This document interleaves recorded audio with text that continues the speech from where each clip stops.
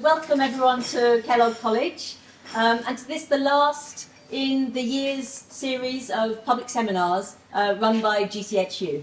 My name is Juliet Carpenter. I'm Director of Research here at GCHU, and GCHU brings together the research interests of the college, in particular around sustainable urban development and evidence-based healthcare, evidence-based medicine. So it's bringing together these interests in urbanism and healthy cities into this global centre on healthcare and urbanisation.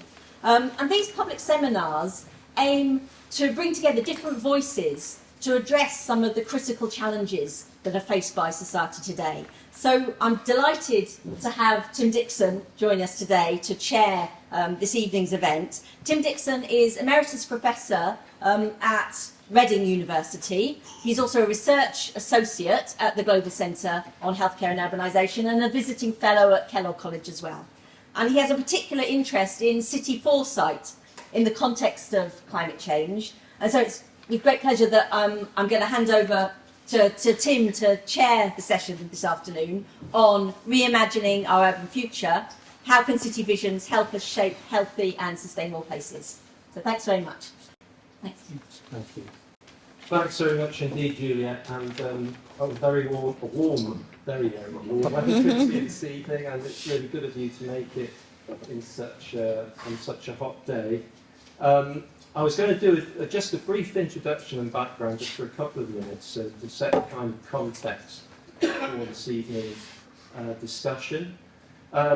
So imagining and reimagining our future in cities has been a constant theme over many centuries of culture, art and literature, in fact. So cities have been with us for more than 6,000 years, and of course the majority of the world's population is already urbanised, and that's set to grow further by 2050. And when we look at people like Ebenezer Howard and Patrick Geddes, they recognise the emergence of the urban age in their utopic, but essentially generic city visions that they were exploring more than 100 years ago. But more recently, there's been a growing focus on how we can develop specific place-based visions or kind of shared and desirable views of the future for our towns and cities. And this movement started in the USA and Europe in the 1980s and 1990s, but it's become more commonplace as city authorities have used a variety of methods to develop their visions. We can think of recent examples of this in the UK, including Oxford 2050, Reading 2050, which a project that I was involved in, and Newcastle 2065, but also outside the UK, Sydney 2050 and Johannesburg 2040, which often have linked the climate emergency strategies that are in place to those specific city visions. So in a recent book that I was involved in with Mark Tudor-Jones on urban futures, we highlighted how such visions could help provide a framework for sustainable and healthy cities into the long term. That is, in fact, in 20 to 30 years' time. But also to kind of overcome that frequent disconnection that exists, as we all know, between short-term planning horizons and much longer-term environmental and climatic change. And the thinking for us in this book, a bit of a plug, there's some order forms at the back if you're interested, has become known as a quadruple helix participatory approach. We don't claim any kind of benefit for inventing that framework because we've borrowed it from other usages in an EU innovation pipeline way, but it's a very useful way of viewing the world because it imagines that we're bringing together four really important stakeholder groups in developing a city vision. So firstly, people and civil society, secondly, local government, thirdly, business, and fourthly, the academy or academia.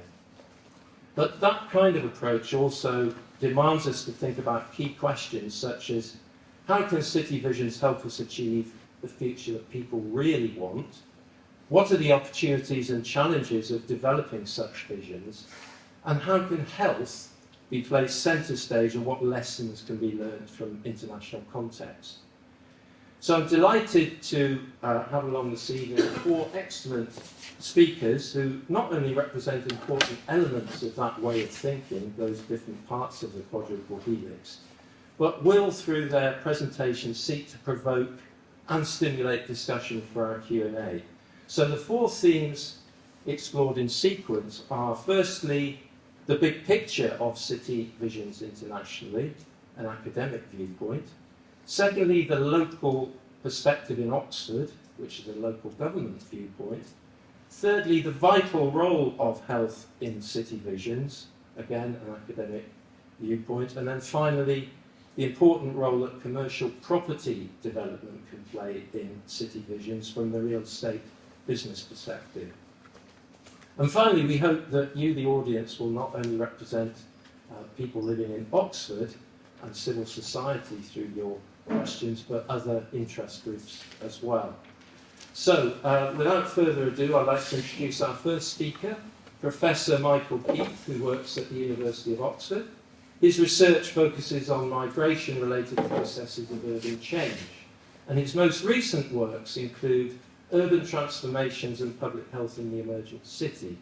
Michael's currently a commissioner on the RSA UK Urban Futures Commission and has experience outside the academy working in the community and voluntary sector and as a politician for 20 years in the East End of London as a leader of a London local authority. But he's also founder, chair and board member of a wide range of urban regeneration companies and public-private partnerships, including the Multicultural Arts Centre in Shoreditch, known as the Rich Mix Cultural Foundation. So, over to you, Michael. Thanks, Tim, and thanks everybody for showing up. We've been asked to make very brief comments, so in the kind of the remit of addressing the world in 7 minutes, my contribution will hopefully be short enough to avoid ridicule. I just want to really make one point, these 3 suggestions. The point I want to make is that the problems that cities pose for the planet is actually not necessarily the same thing as the problems cities pose to themselves. Most straightforwardly, when we think about the climate crisis that Tim's already invoked, we know that in the United Kingdom, the self-indulgent, affluent history of this country over the last numbers of years, the future of the climate crisis in London or Oxford will not be determined by what happens in London or Oxford as much as what happens in Beijing, in Delhi, and the parts of the globe where urbanization is growing so rapidly.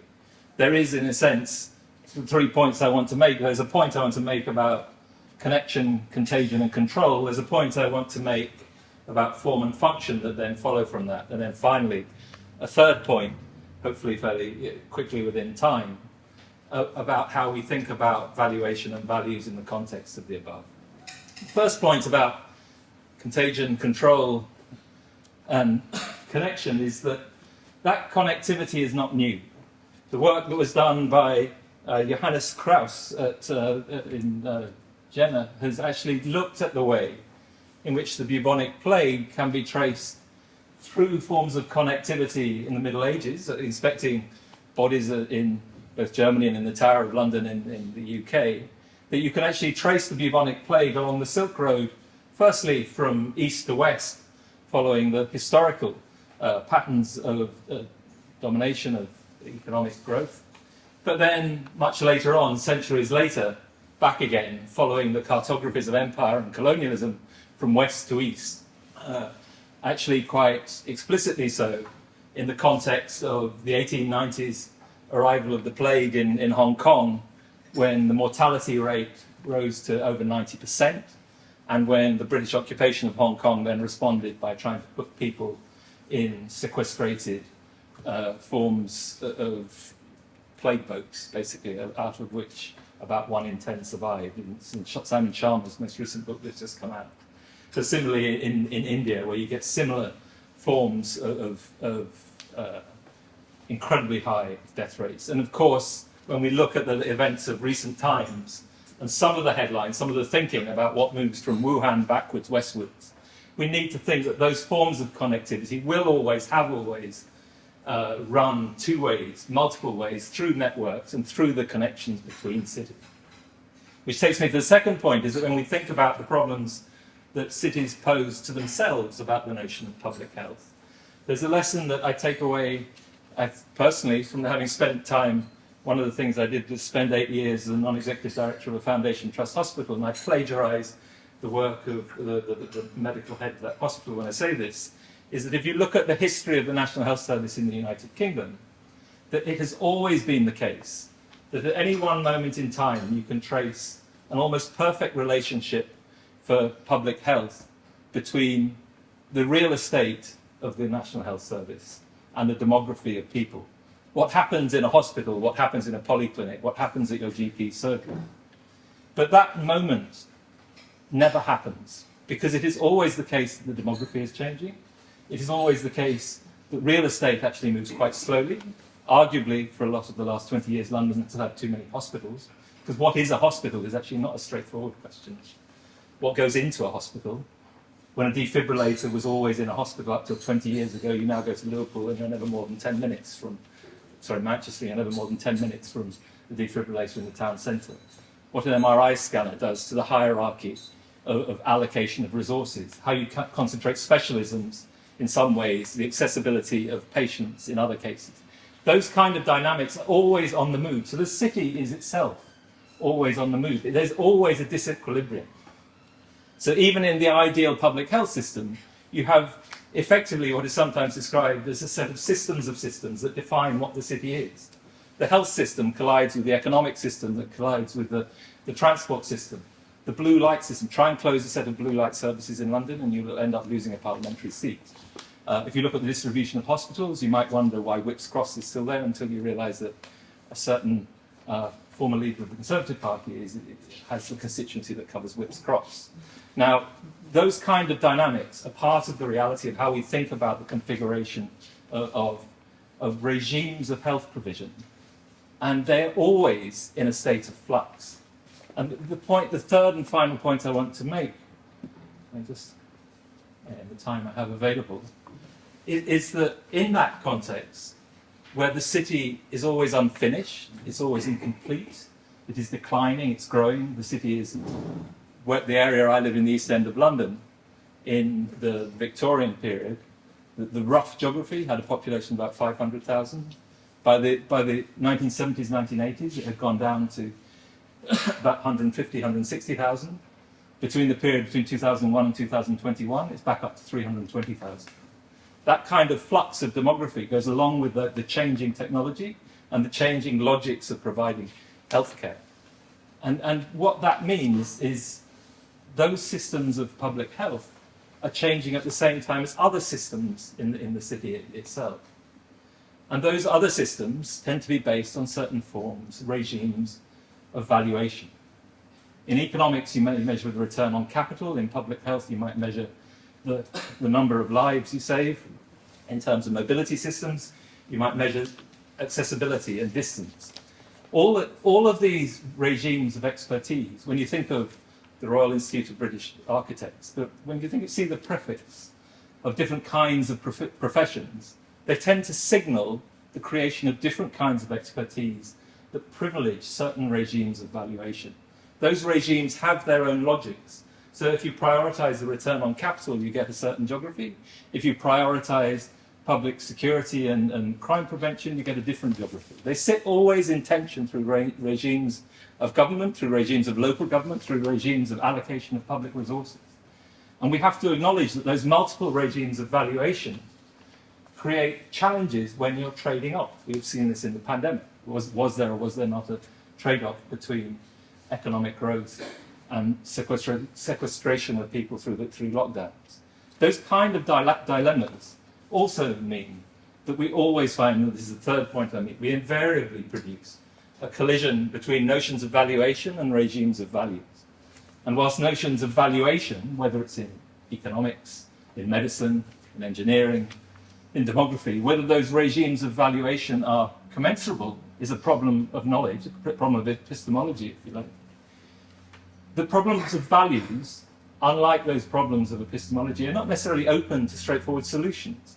the dilemmas of how we think about how we value freedom as opposed to how we value imposing restraints on people are ethical questions that don't have straightforward answers, straightforward solutions.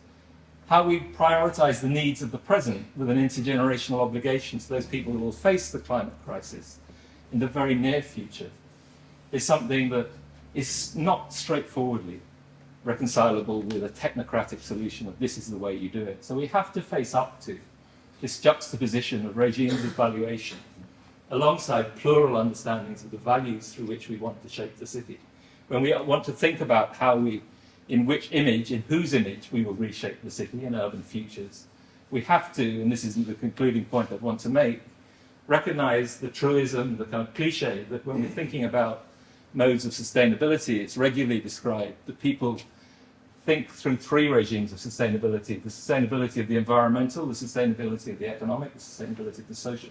It's problematic in some ways, but let's live with it for just a second. And the point I would want to make is that those kinds of tension are innate. They demand an argument in public that does juxtapose those multiple regimes of valuation with forms of value. And Tim asked me to mention the RSA Commission. I suppose one of the things that is at the core of that commission is the Royal Society of the Arts stands for, in its principles, it's a commission chaired by Andy Haldane and Marvin Rees, the former mayor of Bristol. And in that commission, we are hopefully trying to address the core objective of the RSA itself, which is to actually try and reconcile arts, humanities and sciences alongside each other, which for me is precisely about that triple lock of the economic, the social, the environmental, through acknowledging that juxtaposition of valuation and values. Thank you.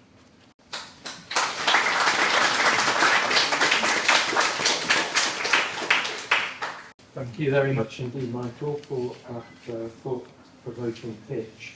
Our next speaker is Dr. Anna Railton, who's an Oxford City Councillor for Hinksey Park and a Cabinet Member for Zero Carbon Oxford and Climate Justice. She got into politics because of the climate emergency and is an advocate for both the importance of social housing and active travel. Her day job is working in machine learning for a tech company. Over to you, Anna. Thank you very much. Thank you. Yeah, so I'm here to talk about the local perspective of urban futures for the city. So, future Oxford and its challenges. So, economic growth-wise, Oxford, already is a centre of innovation on a global scale. There's currently a huge scramble in this city for lab space, and it's, driving growth for the region and the UK as a whole, and will continue to do so. The sort of challenge here is this piece about inclusive economy. It's basically making sure that local people feel the benefit of this, basically. So here in North Oxford, where we're all sat, we've got the top decile of UK incomes, yet you go to the sort of east and south of the city and you'll find regions in the bottom decile. As this economic growth happens, we don't want to cement this further, essentially. Current future problem, a key problem in Oxford is the affordability of housing. So house prices, the average house price is 17 times the average salary. It's not the only problem. So a third of housing in Oxford is privately rented, with a median price of £1,500 a month for a three-bedroom home, compared to about £900 in the rest of the UK. Local authorities have very little control over the rental sector. And if we've got 160,000 people living in Oxford now, we expect to be about 190,000 in 2050, and those people need to live somewhere and need to be able to afford to live there. Travel is talked about quite a lot in Oxford at the moment, so we've got both into and around. If we're going to have 30,000 more people in Oxford, we really, really can't have more cars. We have too many cars in the city already. We certainly do not want any more. We've got a big problem of inward commuting every day, about 45,000 or so. And we have to find a way of, safe, healthy and convenient people to move into and around the city. The third sort of challenge I've got for Oxford is climate adaptation, which is actually not talked about a huge amount, and we have done enough work on, but we're real that Oxford will flood more soon. We're going to get more heat waves, and sort of challenges with that sort of grid load. This is not true of Oxford. It's not true of just Oxford. Grid load from people running AC more, but also the health impacts. Poor and vulnerable people die more in heat waves, and they're not going to be in North Oxford. Like, they're going to be elsewhere. They're going to be in the poorest bits of the city. Final challenge I've got is basically financing everything that we want to do as a local authority and wider. So be that retrofit, decarbonisation, bus services. So the next thing I've got to talk about is the policy to actually achieve all of this. So the first bit I've got about sort of the inclusive economy point is the importance of keeping money in the city. So again, local people have to see the benefit of growth. We've got the Oxford living wage, but we also need to have the aspiration that people who grow up here can stay here and have decent jobs here. So Oxford City Council has got two companies that it owns. It has Oxford Direct Services and Oaks Place, which is part of this kind of Oxford model. You can ask around if you want, which is about delivering service without outsourcing and basically keeping the skills, keeping the sort of revenue in the city for the benefit of the people in the city.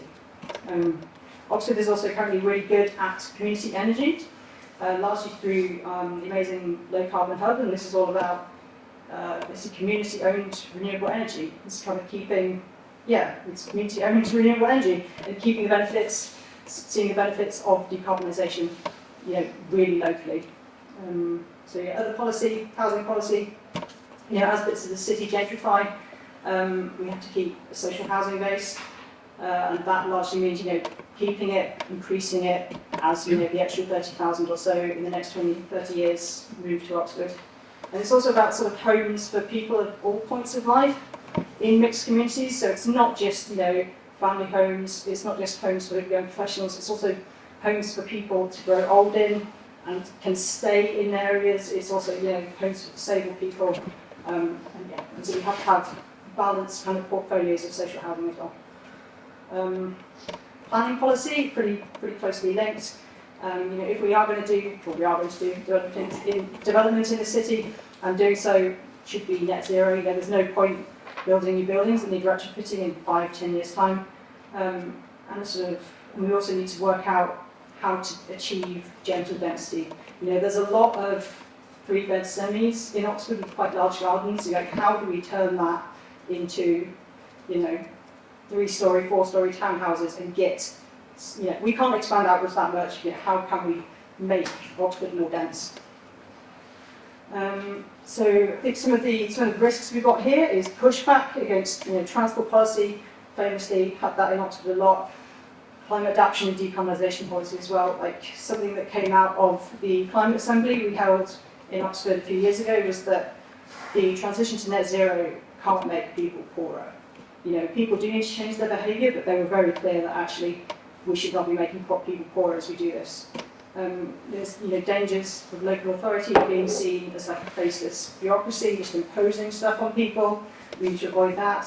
But I think one of the sort of positive things we can take here is the importance and opportunity of health-related messaging when it comes to some of this policy. So instead of we're reducing carbon emissions, blah blah blah, be actually it's about improving air quality. It's about improving the health of people in the city as well. So to wrap up, Oxford is doing pretty well on a lot of this stuff. It just got named the greenest city in England in an ENDS report. It's taken the top spot in PwC's Good Growth for Cities Index again. But we can't just have the greenest bits getting greener, the wealthiest getting wealthier, and the people who are already struggling in the city getting left further behind. And finally, I'll just end on the importance of having vision as a politician. It's very easy to say what you don't want. There are politicians in the city whose entire shtick is basically campaigning against small bollards on one road, and we have to be better than that if we're going to make the city better. It's much harder to have a vision and a plan for how to get there, and also to be able to articulate that as well. But like at the end of the day, like that's what we have to strive for if we're going to make the city better for everybody now and in 2050 as well. Thank you very much, Anna, for setting the local context so clearly. Our next speaker is Tolullah Only, who's a public health physician and urban epidemiologist. Tolullah is Clinical Director of Research at the University of Cambridge and founder and principal of Urban Better, Only et al. She's also an extraordinary professor in architecture at the University of Pretoria and honorary associate professor at the University of Cape Town. She works across policy, private and civil society sectors, designing planetary health into the fabric of rapidly growing cities.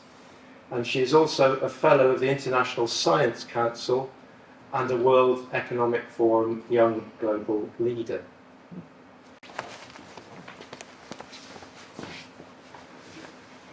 And apparently shorter than everyone else. Thank you, Tim, for that introduction. It's really, I've been so enthralled in the conversation so far, I kind of forgot I was giving a few words. So I'm going to shape my provocation on three things. The first is the need to rethink health. The second is the need to reimagine cities. And the third is to reconceptualize innovation and what we mean by that. So we've heard about cities and why this is so important. You know, from my perspective, I came from a health care background, so I have a vocation in medicine, but I got into this because I could see that to some extent I had patients that I was seeing that I was giving prescriptions to, if you like, that they weren't able to adopt. So I was seeing people who were, you know, whose chronic illnesses were getting worse, and then, you know, you can, and let me tell you, physicians, we like to tell people what to do, and we like to, you know, tell you when you're not following the advice. What we don't do well is to say, well, why is that? And how can we think about making the healthy choice actually the easy, rational choice?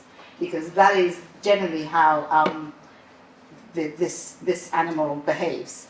And so in terms of rethinking health, I have three maxims to help you think about that. The first is that health is much more than healthcare. Now that sounds very obvious, but if you just think about that every time you mention health for the next week, and think about how much you actually mean disease. We actually know that the vast majority of factors that influence health lie outside of healthcare. They lie in the environments we live, where we work, where we play, where we socialize. They're shaped by the air we breathe, the built environments where we move, the food environments that inform how we eat. And yet when we talk about creating health or protecting health, we instantly go to healthcare. But healthcare is, okay, we have a lot of biomedical interventions that prevent disease, vaccinations, etc. But often we're talking about what happens when we have failed to maintain health. And one of my key provocations is that we have to be trying and focus on creating health and not just managing disease. So that's the first maxim. The second is that health doesn't trickle down from good intentions. The word health is used synonymously to mean good, right? You talk about financial health, you talk about ecological health, right? So over time we think about health as just healthy. So if I do something good, and if I mean well, health will follow. Whereas we know that is not necessarily true, because if we're not deliberately trying to think about how to create health and measuring the impact of what we do, sometimes it doesn't actually, we're not actually creating health. So one quick example, some of the work that we did with collaborators in Johannesburg that looked at voluntary pledges to, so this is around food environment in schools, right? So there's a voluntary pledge by a major beverage company to remove advertising and sales of that from schools. So that's amazing, right? So it's like, oh, that's a healthy thing, great, let's celebrate. But then let's look at whether actually that happened. And when we actually went looking, what we found was, by and large, that wasn't the case. But not only that, and that's been alluded to earlier, the issue of equity, we found that that was worse in schools in areas of higher deprivation. Health doesn't trickle down from good intentions. And the third maxim is that health is not synonymous with sustainability. And this again is something, I'll give you a quick example of that. When we think about transport and sustainable transport, we think, okay, that's green transport, so must be healthy. There was recently in the last year some work done in France that found that, so say for example, mass transit, we want to get people out of cars, right? Want more people using shared modes of transport, buses, trains, underground, etc. There was some work done in France that found that the air quality in the metros was worse than on the street. So when we don't think, and that links to the previous point, so when we don't deliberately think about the pathways through which we could create health, we could on one hand be doing something that is good, that is sustainable, and we want to be doing more of, but we can neglect the opportunity to create health along the way. So that's a local example. I want to give you another example that is local to global. You just talked about, Anna, what Oxford is doing in terms of the sustainability, and that's really fantastic. I don't have this for Oxford, so I'm not leading to Oxford here, but at a global level, it's also important that we, in order for health and sustainability to be more synonymous, we have to connect the two. So we have to connect policies around how we're greening the fleet here in the UK of cars with what we're doing with the used vehicles. There was a report by UNEP, a United Nations Environment Programme, a year or two ago that found that, so somewhere like the Netherlands is a significant exporter of second-hand vehicles, largely to West Africa. And in a study that looked at all the cars that were waiting at the port to be exported, over 80% of them did not meet their criteria for emission standards. We're on the same planet. What are we kidding ourselves about? So when we're talking about cleaning and greening and sustainable policies locally, it's really critical that we're connecting that to what we're doing globally. So that's the first point around rethinking health. The second point around reimagining cities, it builds on from that. So I see cities, I'm trained classically as the epidemiologist, so I see cities as exposures, right, not as buildings and people. So I think about the different kinds of exposures. So what if we thought about cities as just one big public space with lots of people in? We all kind of forget that roads are public space. We just decide to use them mainly for cars. It's public space. Public space is not parks and green space. Public space is the road. Public space is the pavement. So how are we thinking about access to safe, inclusive public space? How are we thinking about activity-supportive transport systems, and alluded to? How are we thinking about access to healthy foods? Because these are the public space elements that influence health through the air that we breathe, through how easy it is to be physically active, through how easy it is to access food. Underlying all of this, and because I work on planetary health, this is not just looking at the health of humans, but the interdependent ecosystems we depend on, when we're thinking about cities in this way, we're not just thinking about how we navigate through the city, but we're also thinking about the background ecological hazards that we're confronted with. So there's some realities of the bed that we've laid in terms of climate events, in terms of biodiversity, in terms of extreme weather events. How are we thinking about building cities in ways that are both health-proof but also climate resilient? Because if you're building something where that makes it easier to be physically active, but you don't take into consideration Anna's warning about the flooding coming into Oxford, then you have a situation where potentially for half of the year that is not actually possible. And one of the things that really drives me and just really gets me worked up, where I see, because a lot of my work is in rapidly growing cities, where we're just laying the groundwork now for the urban infrastructure that we will be using in 10, 20, 30, 40 years. And to not consider these climate realities today, this is not something for the future, this is something now. And there are parts of some of the cities we're working where it's a completely new development, that you have a little bit of rain and the whole place is flooded. And I just think, we just built this 5 years ago. There are parts of cities that are just built where you try to go for a run and there is actually no pathway to run without running on the road. I think we just built this 5 years ago. How do we build without thinking about how people are moving through and about climate reality? So we need to reimagine cities and claim it. I talk about the public space and the public's space, right? So it's our space. How do we want that? And that we need that new imagination of how we work our way through cities and not thinking about this as a luxury. And the third point is to rethink innovation. I have 2 points on that. Rethinking innovation as integration, 3 points. Innovation, participation, and activism. Integration.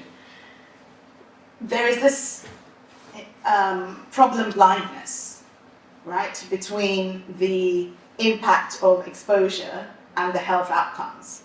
How many architects know what the buildings that have been built into the master plan, how that impacted the morbidity and mortality from asthma and respiratory diseases over 10 years after it was built? How many architects know that? How we, in a lot of the systems in cities, we're still building these siloed systems where urban planning is here, healthcare largely is here, transport is here, and your data and your metrics are siloed. But we also know that it's possible to do things another way. And I think this is what I want to leave us with, because a lot of so years ago we were doing some work trying to integrate data from health and human settlements in a city in South Africa, and it was really challenging because these are completely disparate sectors, and we were trying to understand what the health impact of upgrading of informal settlements would be, and also to understand to what extent the health metrics could actually shape the prioritization of what happens in the built environment. And it was difficult. Fast forward a few years when the pandemic hit, and we had unprecedented collaboration across sectors. What was impossible became necessary and therefore possible. So a lot of the challenges, it's what keeps me encouraged, because I really don't believe anything is impossible. So I've seen what we can do when we really believe that there is an emergency and there is something action that needs to happen. So say, for example, do we think that we would have had the same level of collaboration and accelerated action if exposure to the coronavirus today in Oxford, with the same level of virulence and the same level of impact on illness and death, exposure in Oxford today resulted in that level of burden of disease in Bangkok in 18 months? Would we have acted the same way? It's the same emergency, because the same number of people die, the same number, and I would posit that we wouldn't. And I think that is something to be cognizant of, because we do have a bias in how we perceive urgency and how we perceive emergency, and emergency and urgency. So it's really important when we're thinking about action to not necessarily just go straight to what is impossible or what it seems like a huge deal, but actually I was challenged that a lot of that is due to how we perceive how urgent it is to think differently. The second, rethinking of innovation, self-integration. The second is participation. We've talked about sustainability earlier. I would argue sustainability for whom, by when. The issue of intergenerational fairness is a really important one that I think Michael alluded to. I would add to that, if we're thinking about the demographic shift, so for example, in a lot of the cities I work in, the median age is, unlike here where I'm kind of above, I'm a youngster here, but in a lot of, and I say that generously to myself, and I say, but in a lot of the cities I work in, I'm basically way past it, right? But the same cities have a huge swell of population with increasing life expectancy, and we're building the urban infrastructure now that will still be there in 30 years when today's 30-year-olds are 60. Are we building the infrastructure that is age-friendly? Are we building the infrastructure for that population shift? So not just numbers, but actually thinking ahead, and that is really critical. And the last point of rethinking innovation is activism. And I would like to make the case here for what I call precision activism. A lot of the work I do, it's kind of aimed at, it's so high, and we're looking at how we essentially increase the supply of health from place. But I've increasingly come to realize that we really equally need to be looking at how we increase the demand for healthy, sustainable places. And those two things have to go hand in hand. And I think too quickly we dismiss activism as an emotional thing, separate from evidence, separate from research, separate from a grounded, knowledge-based approach. So some of the work that we've been doing is actually equipping citizens with ways to collect data about their environments and to use those data to tailor their activism in order to be more precise, in order to hold local, state, national governments more accountable, in order to widen the space for more participatory decision-making. And so I would argue that when we think about innovation, we really should be thinking about that along those integration, participation, and activism lines. Because ultimately, in order to make the urban better, we really need to be thinking about how to create health, but do so in ways that are consciously supportive of the planet that we need to survive.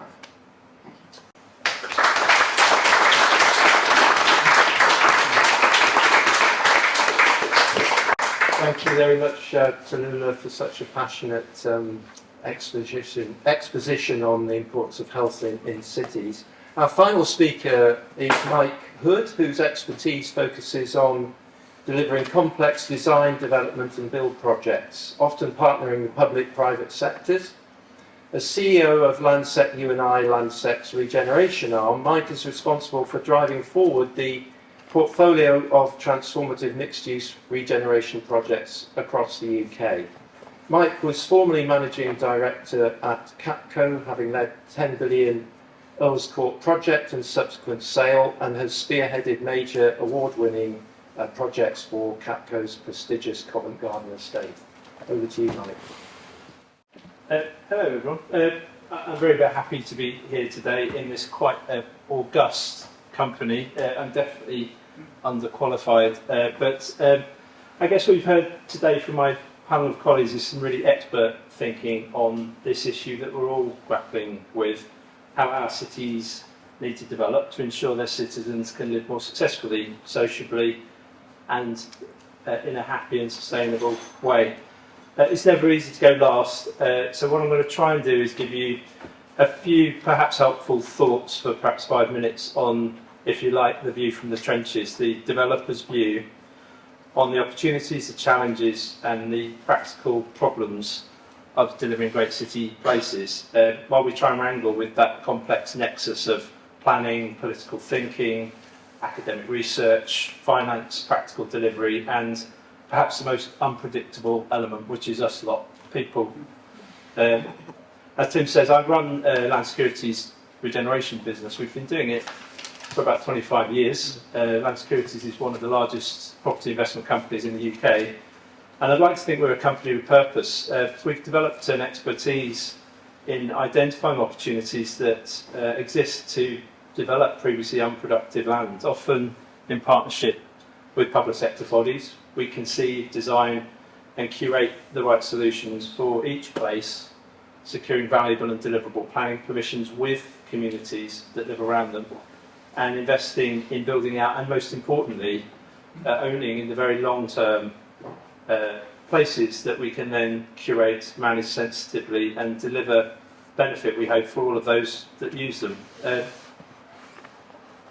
There aren't many others that are able to do all of that, and we're doing it at scale across the country, in Glasgow, in Manchester, Cambridge, Leeds, London, Brighton, Cardiff, and a number of other UK towns and cities, including this wonderful city of Oxford, where we own and manage the Westgate Centre.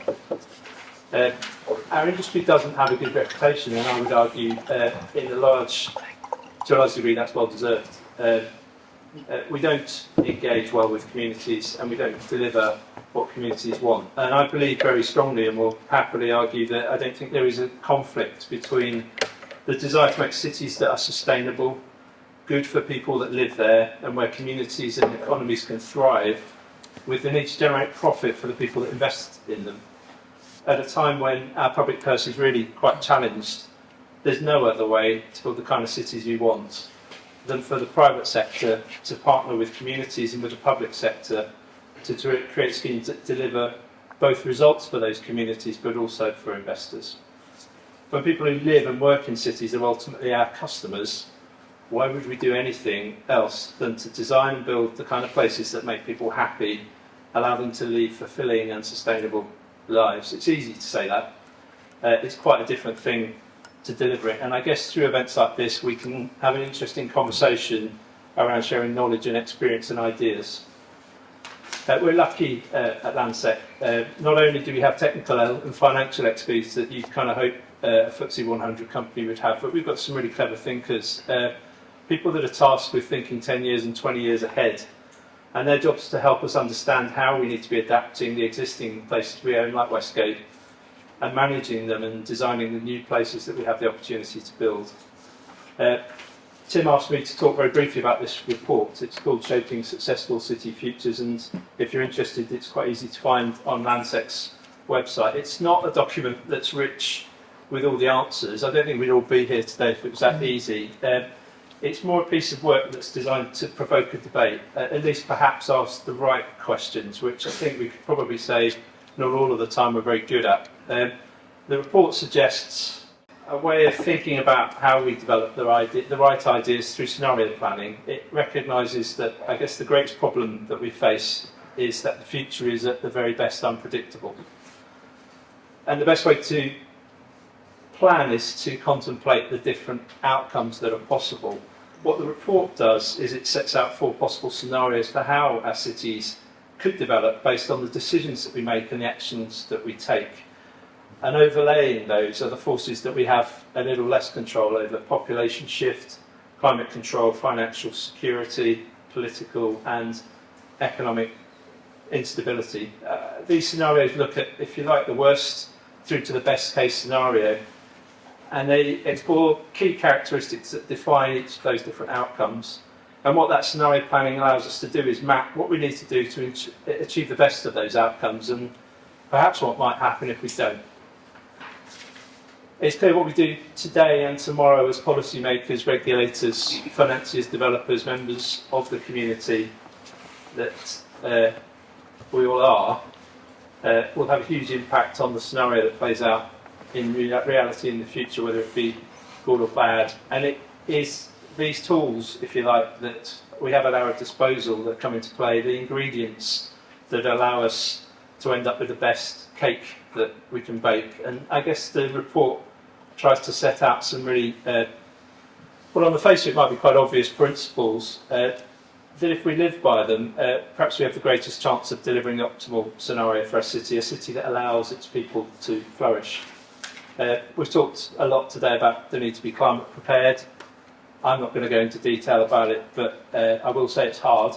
It's really easy to cry viability when the cost of delivering what's right can be too much. But I believe we've got a responsibility to work as hard as we can to deliver both the sustainability targets we need to reach, but also to be able to do that within the financial constraints that exist as a commercial developer. Resilience is a buzzword you hear a lot. How do we ensure places we design allow people to use them to adapt to the external forces that shift over time? As commercial developers, we shouldn't really be thinking through the lens of bricks, mortar, glass and steel. What we have to do is understand the people for whom we build and the pressure they have on their lives, and we have to give them the tools to adapt, and the kind of places that encourage inclusion and diversity. That's in our gift. We have to create places that are desirable. We've touched on this. And it tracks back to, I guess, something that I said earlier. We're really bothered about creating places people want. You know, imagine how much money Apple spends on trying to work out how to design the next iPhone. I think as an industry, if we were to compare ourselves, we don't do anywhere near it enough. It's not commercially sensible. How can we build places that customers want and love if we don't do that? And the answer to that is to listen and to engage meaningfully in a debate around what people want for the places that they live in. We need to create responsive places, responsive to the changing world around us. And boy, it's changing fast. I guess, you know, we heard reference earlier to the pandemic. I think over 3 years we've seen a complete change in the way we lead our lives, we choose to work, we choose to behave as communities. And I guess we need to use data and design in the capacity to change. And we need to prioritise humanity in the schemes that we design, because it's the humans that change, it's not the bricks. And then I guess, again, you've heard about equity. We need to create equitable and polycentric cities. We need to design the kind of places that everybody feels are for them, and that they cope with the complexities of life that we all experience, and those are increasingly being experienced by diverse communities. And our business starts by having a community of people that look like the communities that they're designing within, and that's our first challenge there. So I'm mindful of time, and I'm going to very quickly talk about what I think is the most important thing here, because all of these issues are complex, and it's about delivering successfully through partnerships. If we do it right, partnerships can imagine, co-create, operate urban places that work for the communities today. They can adapt and evolve for tomorrow. And working together between public and private sectors, between developers and communities, and as complex and diverse teams that we are, we can develop a deep understanding of people, we can develop an understanding of place and the planet, and the ability to respond to some of the questions that we're talking about today. I wanted to quickly show you Mayfield in Manchester, which is actually behind this picture. It's probably one of the most complex partnerships I've ever worked in, and it's a partnership that is between our business and 3 public sector organisations. There's a piece of land that we've developed on, which is 25 acres of the centre of Manchester next to Piccadilly Station, that for more than 40 years has contributed nothing to the communities that live around it. In 2016 we came together to create a whole new district. Over the next few years it will create 13,000 jobs, 1,500 homes, and all sorts of wonderful spaces that started with the creation of a 6.5 acre park, which I have to say is beautiful. And part of the brief for that park actually was, when we talked about the outcome, was somebody would fall in love with it, which I thought was a wonderful brief for our team, when actually people were talking about build costs and river flow rates and such like. It's been a huge privilege to develop 24 acres of the centre of Manchester, and we've had the combined talent, expertise and understanding of a partnership that is able to do that, and to set the right vision for that place, which is particular to that community, in particular to this time. And it's based on trust, it's based on listening to each other, it's based on recognising we take risk, political and financial, and also having a bit of fun while we're doing it. Since 2019, 1.6 million people have been through Mayfield, whereas previously almost nobody did. We've created, meanwhile, youth activities. We've got a 10,000 capacity nightclub, which is described by people who go as the best club in the world, not me. And we've got wonderful play parks and swings and gardens that the community absolutely love. So I guess my 4 tips for how you do this well is you've got to create an aligned vision. We've talked a lot about having a long-term vision, but the best way to create great successful partnership is to create alignment at the start. We did that at Mayfield with our partners. We created a film actually, which again you can find on the internet, and that's been a guiding light for every decision we've taken as we've gone through the project. Partnerships are built on trust. I'm one slide behind. And mistrust is a big issue, and it fuels disenfranchisement, and a lack of transparency is key. So I would argue trust is crucial. Long-term leadership is absolutely key. I think projects like Mayfield and like the projects that are taking place in the City of Oxford, they span many political cycles. In Brighton, we've been working there for 15 years and we've seen 5 different political leaderships. If you have a community benefit proposition that is compelling, then you ride the waves of political change, and that's simple. Projects aren't, and I guess the fact that you have to embrace complexity is something that is just real. The world is complex, messy, people are complex, and if we try and make it simple and we shoehorn communities into a one-size-fits-all strategy, then it fails. So I guess coming back full circle, I've kind of whipped through the issues that we're trying to deal with as commercial developers. It's not a blueprint and it doesn't give you all the answers, but I hope it starts a debate that we can all engage in. I guess I'll leave you with one thing, which is I'm absolutely convinced that what makes great cities is long-term and sustainable growth delivered through partnerships that are based on trust. And I guess working here in Oxford, I'm really excited to build upon the strong partnerships we have already in the city, and I guess play our part in delivering good growth, which I hope will improve people's lives in Oxford. And that was it. Indeed, Mike, and thank you to all our speakers this evening. We do have time for questions, and I'd like to open it up now to the floor. If you could just briefly introduce yourself before asking the question. Thank you. Graham Jones, I'm a member of the scholarship. I live in what was one of the dirtiest, arguably the dirtiest streets in that part of Oxford, which has, I would expect, the sea tenor of 1% lower than this part of the city. A word we haven't heard, I think, is courage, and the resolve to place down what naysayers when they're resolved this. We in the last 18 months have discovered that we can now open our windows and breathe fresh air. Plants in the garden that withered are now flourishing. Food waste and the birds doing. But all that's as a result of the neighbourhood project. The people here who will not know the kinds of abusive response that local politicians have had. But the Rootstone is now apparently to be rolled back, and the violence in the street will have to be replaced with cameras, which will be ignored and probably vandalised. Do our politicians recognise that courage needs to be applied sometimes, though the cost I recognise in personal abuse and so on needs to be. Yeah, I guess I probably don't want to talk just about LTMs this evening, if that's okay.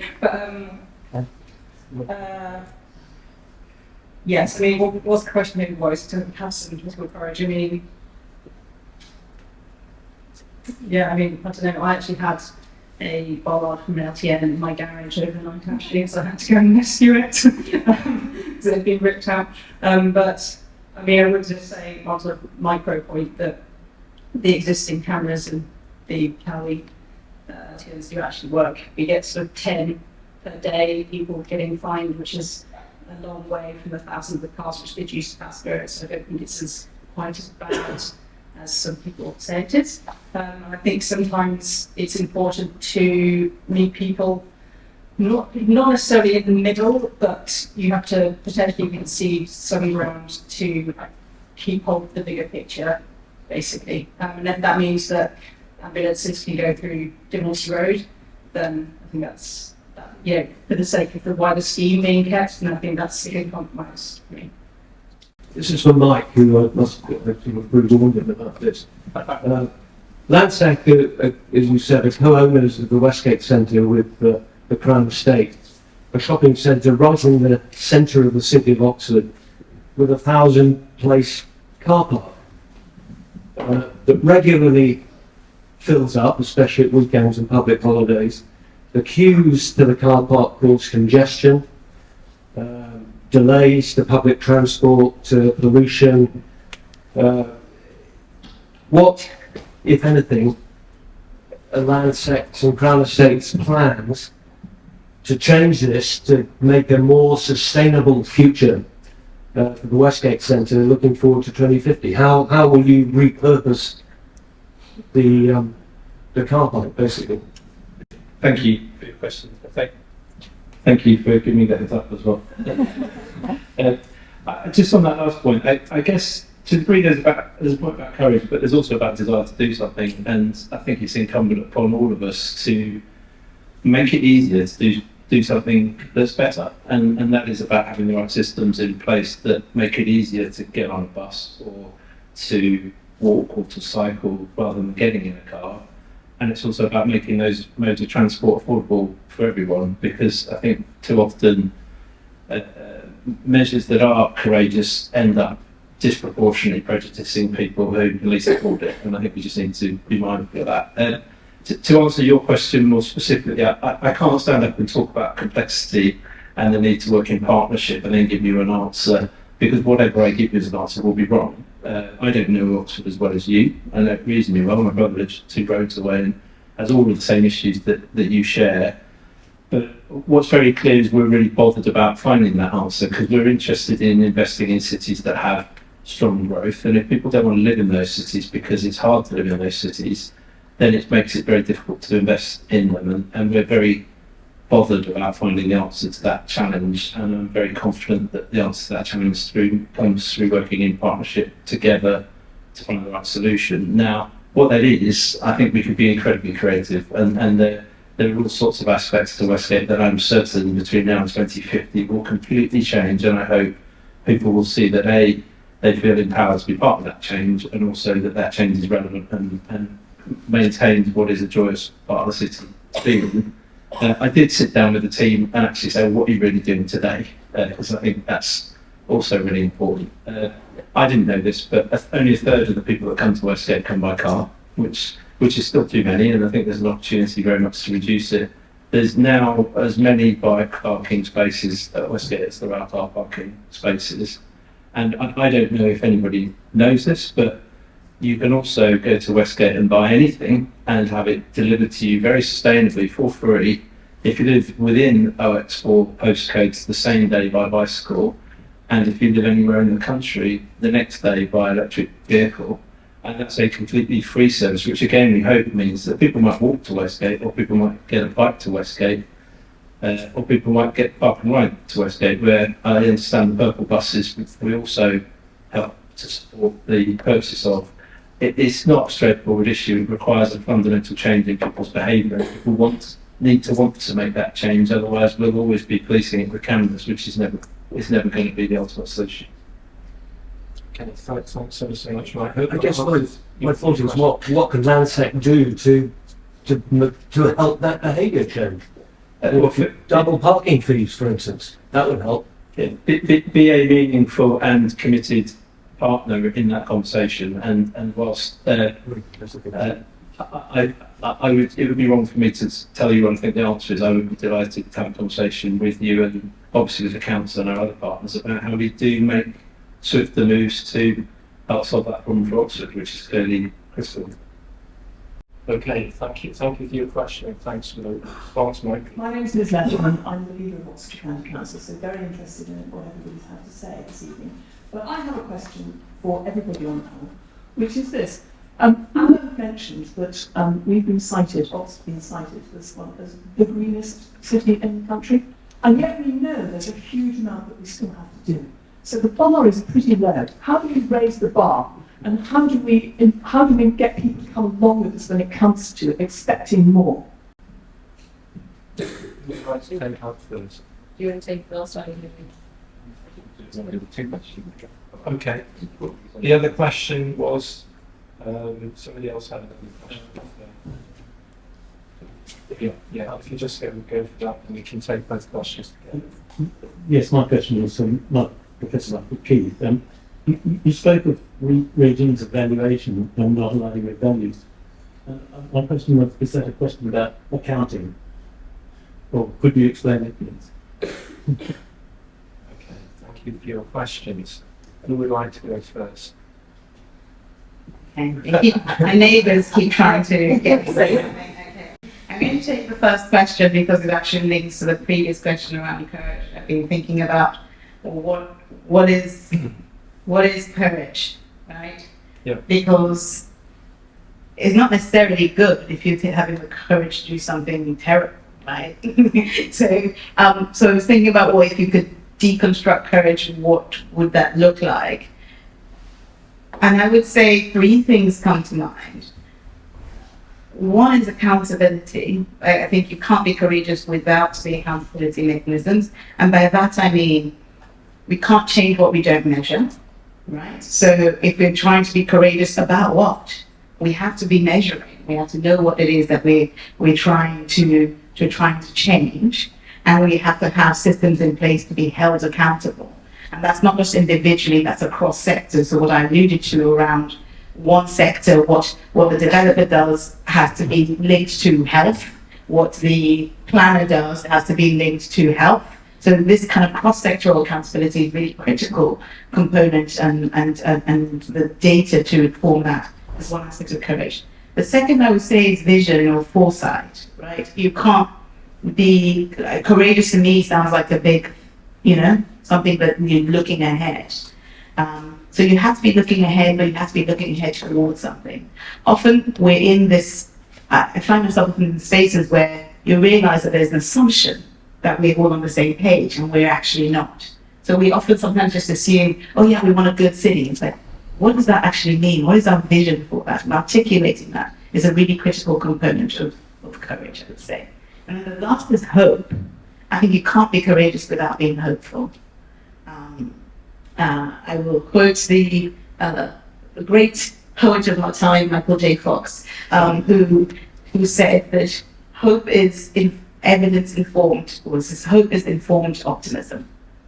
Right. So it takes optimism. I'm a perpetual optimist, but there has to be some information there that guides you towards continuously being hopeful.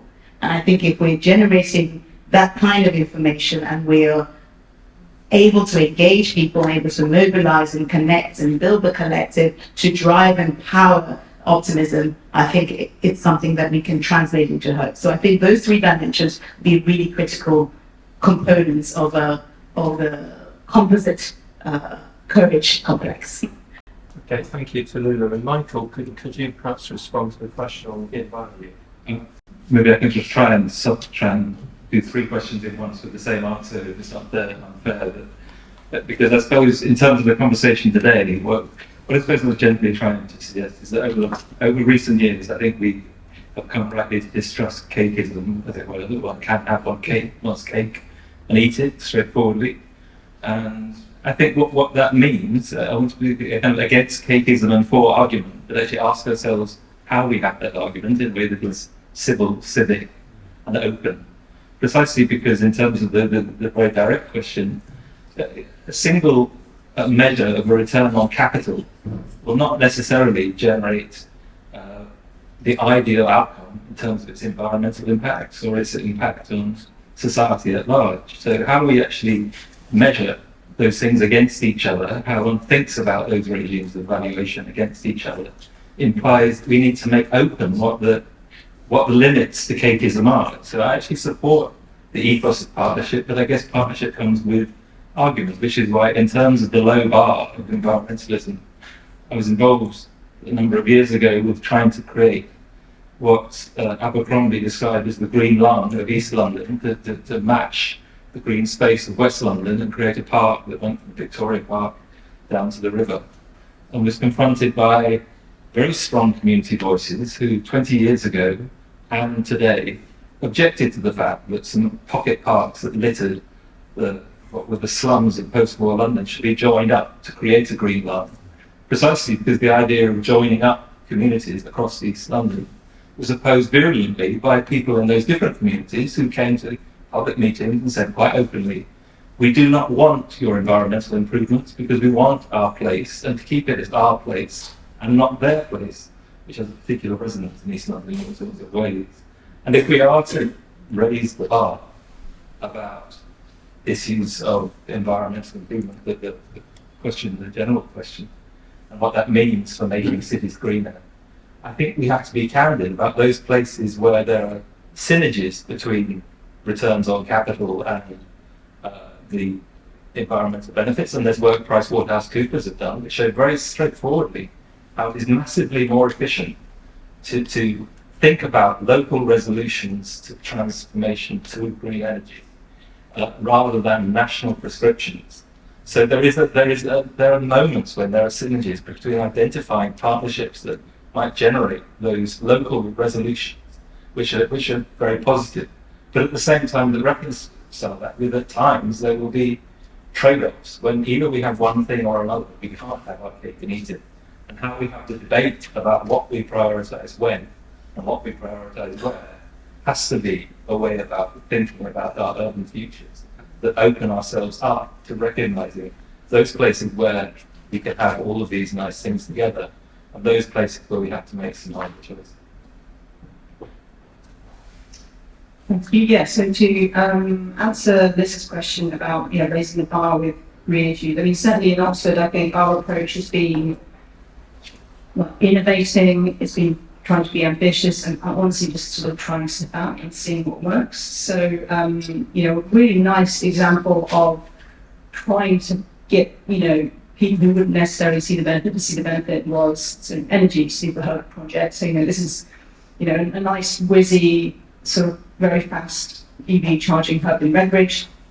There's another sort of at the other end of the Callagh substation. There's a nice whizzy couple of different sorts of batteries. However, when they were laying the really, really massive cable from one to the other, along the way they stopped off in Blackbird Leys and installed some ground source heat pumps in a housing association block of flats. So this is 60 flats. They were heated with electric storage heaters, which we all know suck.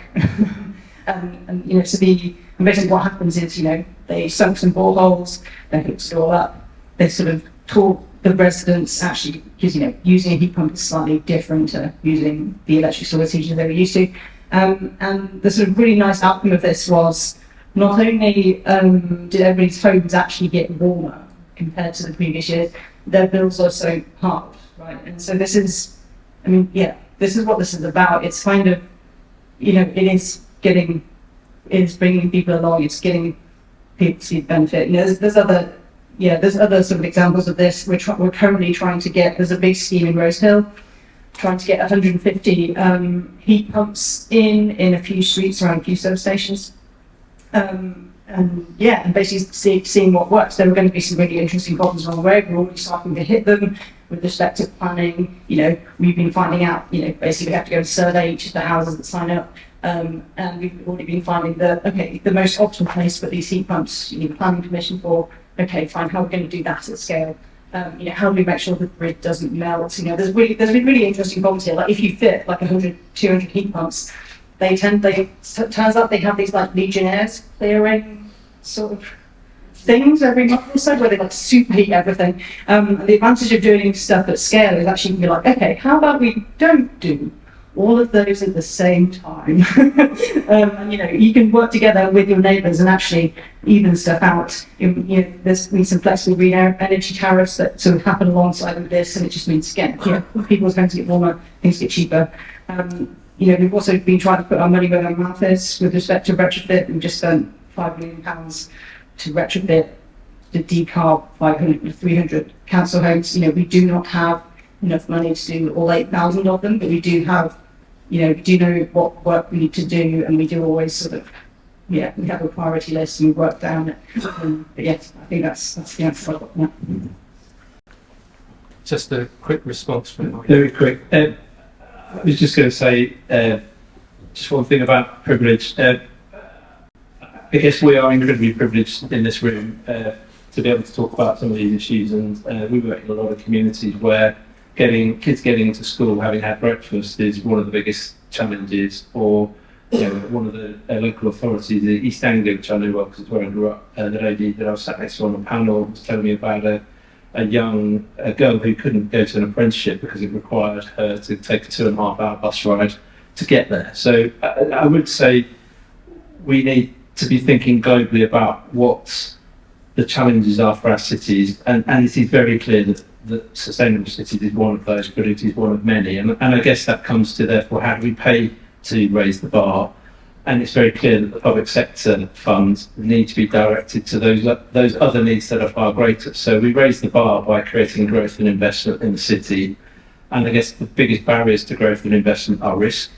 If you create a risky, difficult environment to invest in, then with the right type of capital, which is very long dated and is able to invest in places in the very long term, very cost efficiently, won't come to the city. And it's really reassuring to hear that Oxford is seen as one of the highest growing cities, because that means you should be able to attract the right type of capital to invest in raising the bar here. Time is another, and I guess inefficiency is one that I would just call out, because we waste so much money in process that could be invested in making a difference, whether that be the planning process or whether that be bidding for different pieces of grant. And I think there's some interesting learnings from the combined authorities that have been created, where actually having that single conversation with government has led to a more efficient process for them to effectively get a better settlement, which they can then invest in improving people's lives in those combined authorities, rather than using it, paying for a team to bid for the next bid from the government. So